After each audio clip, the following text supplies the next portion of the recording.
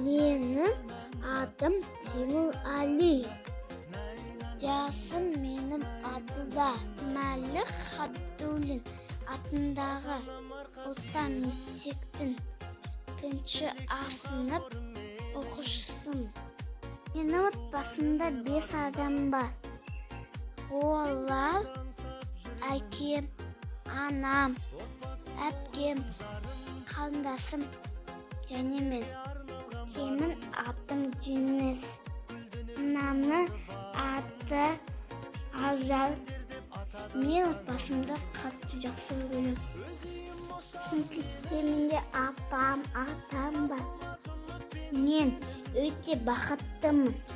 Себебі отбасым жанымда. Отбасымды мақтан етемін. Және бақытты болсын деп тілеймін.